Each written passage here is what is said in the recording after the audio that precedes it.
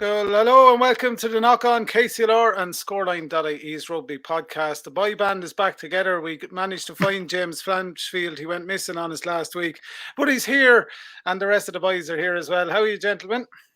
How are you, Stephen? It's great to be back, lads. I had a week up in Scandinavia there working last week, so I can honestly say that I missed you.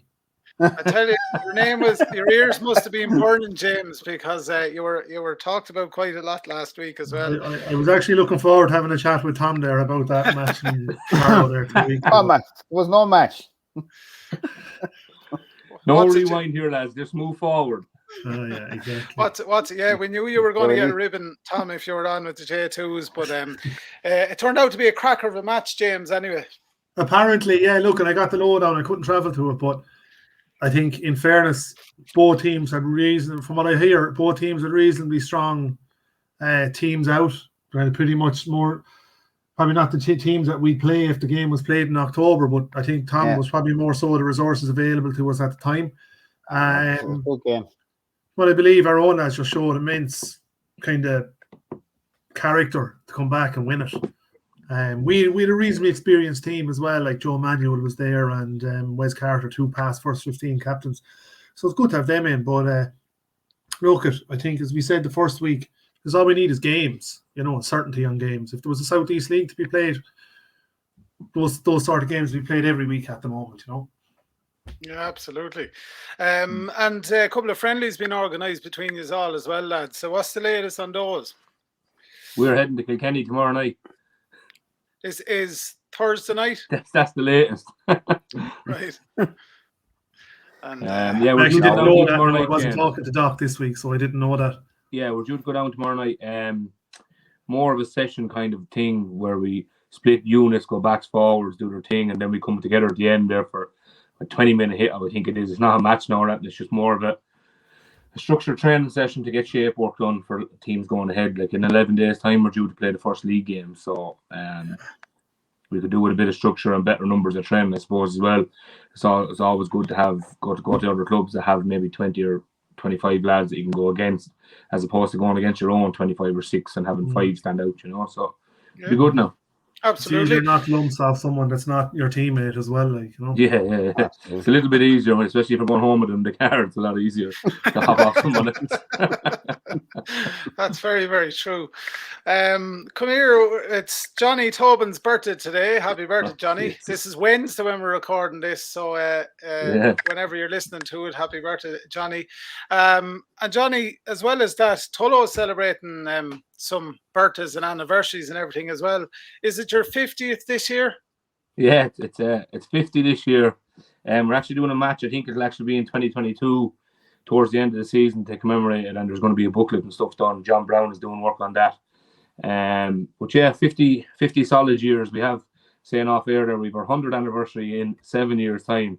So I'm good at maths. It doesn't really work out, but we were founded in 1928 and then refounded in 1971. So we went missing for a few years, but the maths side of things wouldn't be great in Tullow. We skipped that section in school. But so, big few years ahead. So 50th anniversary this year, and 7 years later, you're 100. Yeah, mad, isn't it? Yeah, no, that's pretty. We're like a dog. I always say there's a bit of a time warp in Tullow. Something a bit strange on that one. It's a bit of a different spot. Look, it's actually interesting. John Brown being involved in it as well. I was just chatting to him yesterday. His dad was a founding member of the club back in 1928. John actually still has his membership card from 1928. Wow. And then John was a refounding member then in 1971. So nice to have some family members still involved. And of course, John's brother is our president at the moment. So. I should look at John.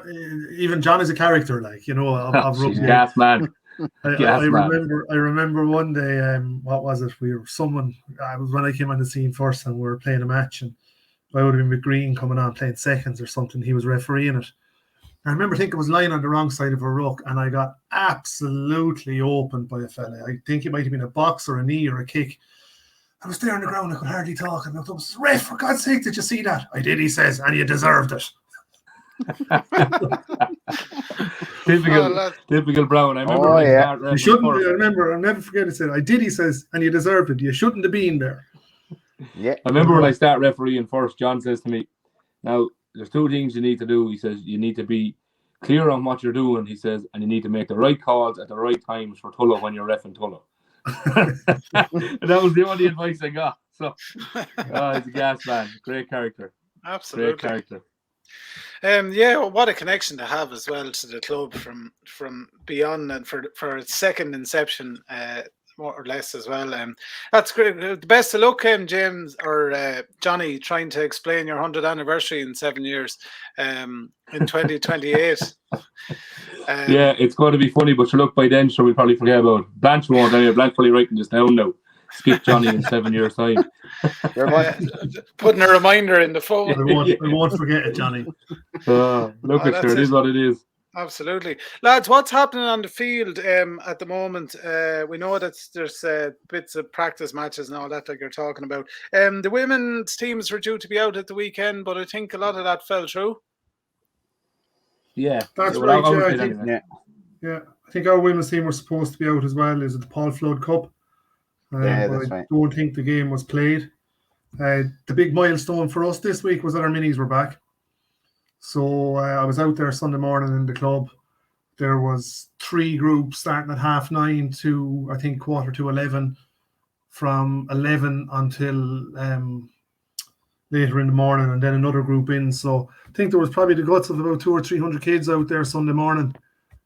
Look, it's great to see it back, and coaches enthusiastic and parents enthusiastic, and that's a big plus now to have them back. And the youth teams are back in training as well, full swing. Obviously, numbers are still a little bit low, but I think there was a tranche of games on our side called off the weekend on youths as well. So hopefully this week now we can see a pickup. I'm seeing some activity there in the coaches group at the moment as well about games, people contacting clubs. So that'll be good to get that back up and running. Yeah, any reason for that, James? Just numbers? I don't particularly know. I'd say numbers are still low, and there were more or less friendly games as well rather than Southeast games. Tom or Johnny might be able to elaborate more.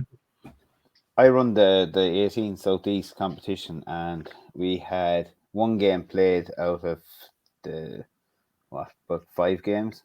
Wow. It was only 1 game played. The rest were all either, it was just funny, like conceded by one team or conceded by the other team. And I think I've one already conceded for this weekend. It's just a lot of it's the end of football. Like football did come back. It's probably just a little bit early this year, just strange. But given I'd give another week or two, and you'll have a lot of the kids back. The younger age groups should be back. Like we have our minis back. They're back this weekend, and we have to give them a mention. We've done a collaboration with our friends in Tullow. The girls have combined. We kind of made an agreement for a 3-year plan. It's now the girls Rhino Rugby, and we have last year we had just the 14s joined. This year we have 14s and 16s, and hopefully, please God, next year we'll have 14s, 16s, and 18s. That's great. Just like it's just the girls rugby's only taken off in the county. We're kind of behind other clubs, so it's a matter of we're also a small county and you're fighting with everyone else. So just trying to get a group of girls together that'll play. So if it takes off, either if enough come into it, we'll probably go back to individual clubs. If not, we'll just have to look at going forward as one club together. But it was great. We got really good support from Tullow. I mentioned it in my own club originally, and it was 100% behind it. So I have to say, if there's any people out there, daughters, or anybody interested in playing, we have, as I say, there's 14s, 16s, and Tullow actually have 18s on their own. So I'll promote them, the girls. If anyone has a kid under 8, between 16 and 18, Tullow have a team there this year, but hopefully we'll have a combined next year. Yeah, that's good. Great collaboration, Johnny, isn't it? It's great to get the two local teams working together. It's great to have that link with clubs, that you can work on it, and everyone can come to the realization that, listen, we're struggling on our own, come together and make a good team. We done it about, I think, 6 or 7 years ago, Tom, originally with the 19s boys, when the 19s boys were around. That's right, with Blackstairs. Blackstairs Harlequins. Yeah, Blackstairs Harlequins. And when they dispersed, then they went back to their senior teams. but it kept 20 kids playing rugby. Yeah. You know, whereas if we didn't have teams, one or two of them might have went to Kilkenny, another one or two of them might have went to Wexford or Gorey, and the rest might have said, I go play football, or I go here, or I go there. So it kept 20, 25 lads interested, and it's brilliant for the girls. It's a great thing. So hopefully the 3 years are successal, and it drives into a senior ladies team for both clubs. Harlequins team actually won Division 1 league. Yeah, with Gordon Rowe and Justin coached that, I think. And Larry as well. Larry Cannon was there as well. Yeah, no, it's great. But women's rugby or women's sport in general, as I think, is on a bit of a crest of a wave at the moment too. Like, I mean, you look at the women's football the weekend, the Camogie has been brilliant. The women's football was brilliant. Women's rugby is starting to pick up traction. Adam Griggs named the squad again today. Like, I think more young girls are going to be coming out playing sport as well, and it's a matter of getting rugby at the forefront of that locally too. Is can only help with it. Absolutely. Yeah, sure, yeah. And the Leinster games being televised as well, the women's games. Just the profile will go through the roof. Yeah, absolutely. You've Leona Maguire there playing golf in the Solheim Cup as well. And I think it's huge. I think this is a year where women's sport is nearly outstripping men's sport, to be honest with you. You know, the football was incredible. Yeah. Absolutely. And Katie Harrington and everything else as well. Yeah. Or Kelly Harrington. Jesus. Katie. Yeah, I was wondering where you're going there. There over two best boxes. Mixing Katie Taylor the Kelly weekend already. Well.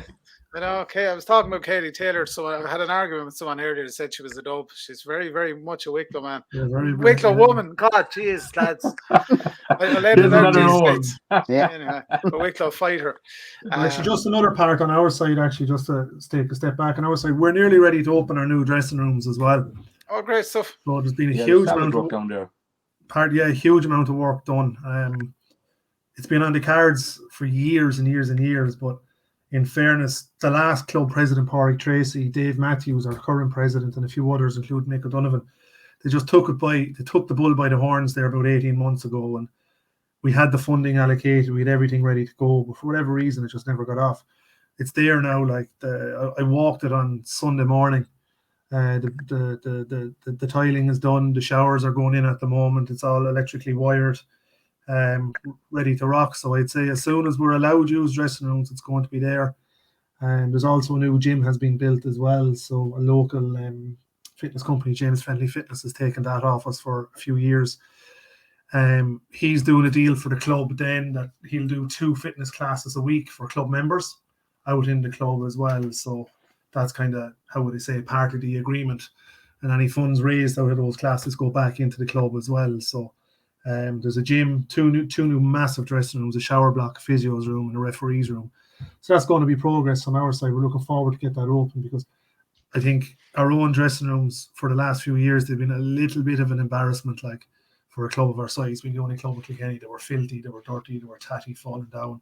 So there's a little bit more progress in the right direction. The showers are nearly better than the ice baths. That's a fact. Cold, huh? That was a fact. It's hard to get good plumbers, like. Tell you. Isn't it, Tom? Oh yeah, absolutely. Not hard to get good paper. I'll tell Justin that he'd be grand. Our showers are not working at the moment either, so maybe Justin, if he's listening to this, a big hint. I'll tell you are. Doing a call out for plumbers, lads. Yeah. If you're listening to the show. So that's the story. Tom, what's the story up in... I ran up by the pitch the other day. I run out that direction, Oak Park and that, and you were talking about a week or two ago, but the pitch, the main pitch and that is looking savage at the moment. Yeah. Yeah, no, we've had... the rest has just been great. And as I said before, the lads have come out and fertilised it. Started off with a couple of the farmers were cutting it, and then we got in Broderick's are coming in now and doing it a couple of times a month, so it's absolutely fantastic. Now I haven't seen it as good now in years. Even like our middle pitch, which was the green, was actually just weeds, so it's now has a good skim of grass on it for the first time. So it's just trying to avoid the lads on their training not to be trained in the same places as they normally do, trying to get people out of their this side and move to that side, and you like wouldn't have that problem. Problem. You know, they're like sheep. They just keep coming back to the same spot. You kind of go, lads, you just kind of go over the... Yeah. Honestly, you can do little paddocks for them. I'm glad other clubs are having that issue as well. Yeah, you ever see them? They do a rooking drill in one area of the 22, and next thing they're doing lineouts in the same area of the 22. Next thing they're doing a tackle drill in the exact same area again. It's like the middle third is not used, like, you know. Inside the 22. My goal for this summer or this winter is going to wreck this corner, and that's it. Absolutely. They are learning to play in the mud, though. But we need them to try and play on dry ground now, because we might have to go play in Tullow, you know, unless that lovely carpet over there. Johnny, come out cleaner than you went in. We'll bring you to the muck then. It's the only other way. Johnny's after putting a course of fertilizer on that 4G pitch, so it's in good old nick. yeah. A good load of 10-10-20 across it there, yeah. A few bags gone missing. I said, lads, where did that stuff go? Oh, no. Yeah. My father works in the grain store in Tullow as well, so I get it on the cheap. There you are now, it's the good stuff. That's it. Yeah, so we're in a bit of a sort of a lull at the moment, sort of waiting for the season to take off. You're saying what, 10 days out from another week and a bit from the Leinster League? Yeah, 11 days, yeah. So Sunday 2 weeks. The 19th, we're due to play Mullingar anyway. With Carlow and Kilkenny, I think are both out that weekend as well. I think Kilkenny I think it's Monkstown at home for us. I'm actually just checking it up here. So all building towards that, but look, the break might do you it might be a blessing in disguise either as well. I know I was giving out after the Colin O'Shea Cup and in the southeast, but the harsh reality of it is, for us anyway, we just don't have players to play games at the minute. Another week or two, we will have more players back for the Mullingar game. So that's the harsh reality of it. Like we 17, 18 guys come back to training now last week. We need 17 or 18 guys and the rest for the next 2 weeks, you know. So we still need more games, Johnny. Like, I mean, as we I get that completely. We need more games for the first. Like, you never just play one game and go straight into a league. That's never happened. Like, so the Colin O'Shea Cup was great, but it's knockout. If you're gone for some clubs, that's it before the Leinster League kicks off. Yeah. The Southeast League. It would be nice to have the Southeast there, but just for us, Absolutely. especially, I don't know. The harsh reality is we would have given walkovers. We wouldn't have had teams like we got lads injured or something. We didn't bother, you know. Yeah. Well, I would say next year the area leagues. Well, everything going well, the area leagues will come back because you know. First of all, it is too early to be trying to get lads back after summer, and it's been, as I say, the first sport was football or hurling. It was the first sport that was up and running, and lads are just playing it. So. But they got the jump on it. See, they got the jump. Like, they were the first ones back. Yeah. You know? Like if the restrictions had lifted around this time, we would be having to jump on them. Yeah, absolutely. It's the rugby season, you know. So look, fair is fair, and they got the rugby to green, but we are where we are. We generally wouldn't have lads back until September, October anyway. So we're there. But we would have more playing at the minute because now lads are just going back to football to get fit. Lads who didn't, like Willie Canavan went and played football there last year because it was back, because rugby wasn't back. So, you know, that kind of way lads were going back. William hadn't played football in 4 or 5 years, you know. Yeah. So they're just going back to get fit, get active. He went back playing. You know, so look, it is what it is. We are where we are. Youth games, like we were saying earlier, we had a load of youth games due to play last weekend. Not one of them went ahead. Yeah. The women's games due to play, and from the plus side of that is we didn't actually call off the game. It was other teams that we couldn't feel. So we're not too bad at youth level. It's just senior level we're kind of struggling at the minute, you know. So hopefully it takes a bounce and gets out of there. Yeah, and I know the rugby lads are praying for the Cox and Tullow to get bet in the championship early. So I'm not though, because my brother plays for Tullow. So sorry, James.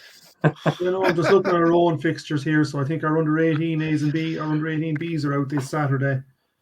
First and seconds are at home as well. I don't know. I'm not sure what that's in. And under 16 girls and 14 B's are out as well. So hopefully we can get a full complement of them out on the pitch now. And yeah, all the youths are out. All youths are out this weekend. So just hopefully games go ahead for them, though. You know. Yeah, well, like we played last. The 18s played last. They got a team together and played. So that's all we wanted. We got a home game. Our 18s done an internal game. So yeah. But still, like it's exactly what we were saying earlier. It's not the same hopping off your own friend as hopping off a lad from another club, you know. Yeah. So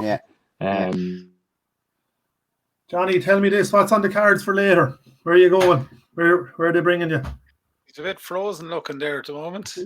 For anyone that's watching it on the stream, he's just he looks like a man contemplating. I'd say he's connected. His internet is gone. We'll get him to answer it in a second. Johnny, if you can hear us, you're frozen. Johnny's celebrating the birthday. I don't know what age he is. Oh, there he is. He's on the way back. This is live. I don't know what's going on here at all.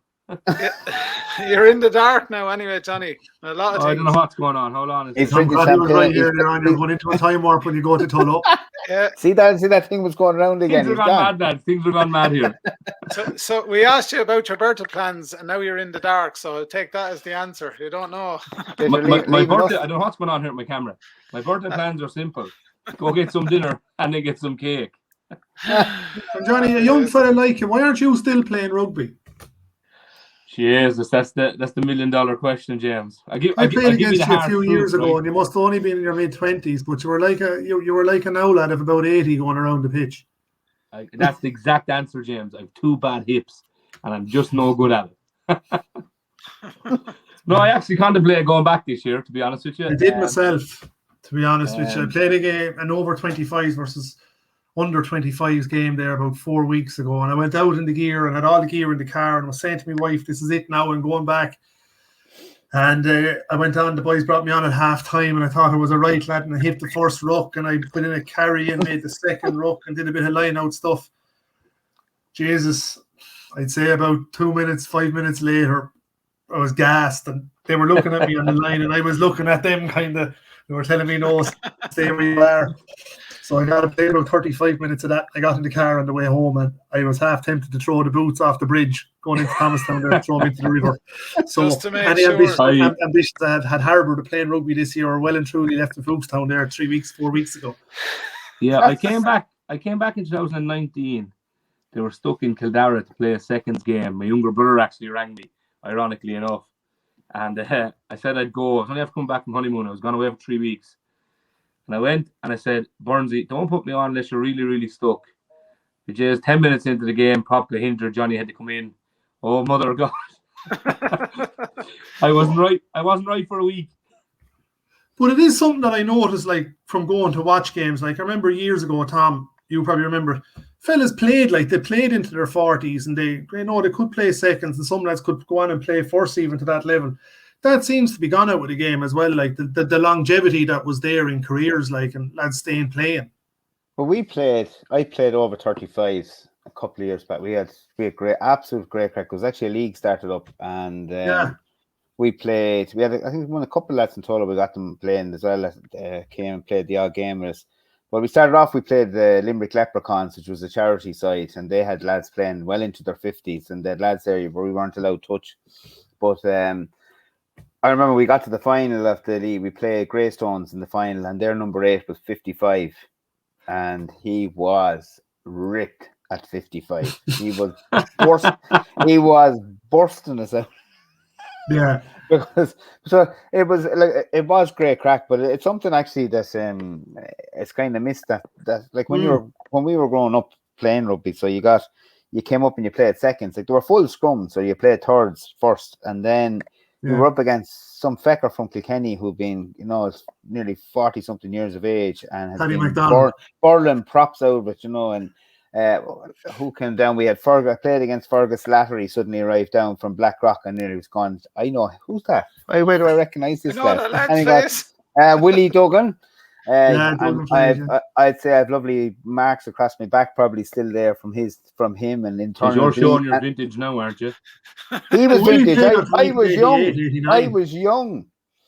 I reckon I had internal bleeding from the hits that he was putting in, and he was nearly twice my age. So, but I think he played until 1989 with the club. Yeah. Jesus, mad, absolutely mad. We still have Tommy Dwyer. Tommy Dwyer is still playing. He only asked me. I was out in the club on Thursday night, and he says to me, "Hey, have we a second team going?" I said, "No, we're struggling there. Put me down for it." Oh, Jesus Christ, Tommy. He was telling me, he played in 69 was his first year playing rugby. He's played in the 60s, the 70s, the 80s, the 90s, the 90s, the 10s, and the 20s. Oh, for God's sake. Wow. Wow, Yeah. wow. Tell him he's joining the elite of the Jerry Gardens of this world, and Charlie O'Malley, Lord of mercy. And then he goes up and plays for the 50-something. Plays for the Parliament team there, the International Old Boys, himself and Paddy Brown. What rugby is played now, I'd say, is magical. But the crack is 90. They play with pink shorts. They're not allowed to be touched. The lads are not allowed to touch them. Yeah, we're actually before COVID, we were planning to go to an Oldies tournament there last year. A few of the how would I say, the fairy tale players at Kilkenny who still think they can mix it. My brother being one of them. They were going out trying to organize a go to an Oldies tournament. I think COVID put the nail in the coffin on that, but I think hopefully now they'll get something going for maybe next summer. But you spoke about the over 35s, Tom. I think the last time we put out an over 35s team, Pat Holden and Simon Manuel were both playing in it. Yes. You know, there was I think if I sat back and counted it, I'd say every position had a Towns Cup winner on it. You know, but you know it was. You're really dropping the bomb there, ain't you? Other players. Clubs with all your Towns Cups, you know. Yeah, I know, Johnny, you would have been the other one out, but in fairness, you have one now. You're amongst the royalty. I keep telling the lads when I get the slagging, oh, we have this, we have that. I'd say, what have you won in the last 5 years? I said, we've won. No, we've won the counts. We've the present one. Many of you must have 12, have you? I don't know how many. I think it is. Yeah, it's around that, and 2 senior cups as well. Got to stick that one in. Good, and then we're broke. And you're still paying for them. Yeah. Those are very expensive senior cups. Willie Brennan moved to Kilkenny, Tom, that's all. Yeah, he ran out. Tom came up and Willie ran out. He's living up there in Johnswell now or somewhere like that. Oh Lord. Made the post players from Carlow to come to Kilkenny. Yeah, there's kind of a blur in my life that I don't really remember a lot of. But there were great times as well, Tom. Like I remember going up there. I think you were playing Young Munster in your first. Geez, I can't remember. Was it your first Division 1 game? I think you beat Young Munster at home in Oak Park, wasn't it? Yeah, we did. I remember I was up at that game. Like, geez, that was and the crowd. I never forget the crowd. Like there were 3 and 4 deep around the pitch. It was incredible. Like yeah, it was huge. And who else came down? We had Dennis Hickey came. They were. It was Mary's he played with. They came down and. I think we did an injury, but Ivan Tucker ended up playing. The jeweler ended up playing on the wing. Jesus. And Mark and Dennis Hickey. Great times. Oh, yeah, fun. Absolutely. If only we could afford them now. Yeah. We spoke the last day, kind of that, as you opened the first day, Tom, is professional rugby has ruined junior rugby, you know? Yeah, well, I just spoke to 2 lads tonight. I was talking to Martin Dunphy and John Alexander. Like John called into Martin, and they both played together and won a Towns Cup together. But they both said like it just seems to have died a death. The money has killed the sport. You just mentioned one of the best back rows that I ever saw playing junior rugby in Martin. Like he was incredible. Oh, the hardest nails. Just a tough man. Like, and how is he? Is he on the mend? Yeah, he's good form. Great form. Yeah, no, he's in good form. Good form, thank God. Good stuff. He's recovering well. Good. Recovering well. Mad's still watching rugby all the time and keeps asking about everybody, and you know. So. Yeah, I know he's one of the good guys. You know, I know him from years. He used to work with us at home, and he's one of the funniest men I've ever met. Like, you know, he had a great attitude. Has a great attitude to life. Yeah. You know, he was always absolutely. You know. Yeah. Exactly. Tom, before we wrap up, how'd you just get on jumping out of airplanes last week? Feckin' Kilkenny weather, that's what happened to us. Gone? We were left beautiful sunshine and cloudless Carlow and drove into Kilkenny, and down came the clouds on top of us. So so instead of jumping off a plane, we jumped into a bar. I thought there was a lot of eruptions in Kilkenny on the weekend. I was there myself. That wasn't in Kilkenny. We came back. Some of the lads were contemplating. They were asking about. I was in Kilkenny on the weekend. There was an awful lot of on Garda Síochána present. I thought, there must be lads down from Carlow. There wouldn't be the ton of lads to be after. No, there was young lads asking about would Langton's be opening. That was a 11:30 on Saturday morning. I said, yeah, well, good luck, lads, with that. Well, I tell you where I was. you watched James's facial reaction. I was in a bar called The Field on Saturday for the day, and I never left it. not for a second. Jesus. Yeah. Great crack from there, James. Oh yeah, right spot. Great crack. A right spot. Could be done for a few liable comments there, so. And what? No. That's it. What's the story, Tom? Is the rain check now and go again, or what happens? Yeah, no, we have to. We were looking at. We probably won't get a chance to all jump together. So between now and kind of October, we'll try and get a jump in. But that's the one problem with it. It's so reliant on weather. Absolutely, yeah. You know, as your man said to me, like it's grand. We can get up over the clouds, and then he said, "We don't want anyone to land in Kilkenny Castle, like, you know." There'll be some feet, lad. I'd pay money to see you land in Kilkenny Castle. James Bond. Yeah. God, I'd pay money. Glass of champagne in hand, ready to go. In a little pair of Speedos. Jeez, don't kill the crowd altogether, Johnny. There's loads of grass in Kilkenny Castle, you'll be grand. Soft landing. I'll wave at you out the window here. I'm looking out the window at the castle now. Oh, that's it. Let's probably wrap it up there, lads, for the week. We're getting close back to a return to the Leinster League anyway, and of course provincial rugby and everything starting up in the next couple of weeks. But great to chat to you all as always, and it's going to get busier from here on in, so plenty to look forward to as well. Thanks, James Blanchfield, Kilkenny Rugby Club, Tom Crotty, the president of Carlow Rugby Club, and Johnny Tobin from Tullow. Lads, thanks a million. Sorry, I'm going to grab some cake. Bye bye. Enjoy your cake, Johnny.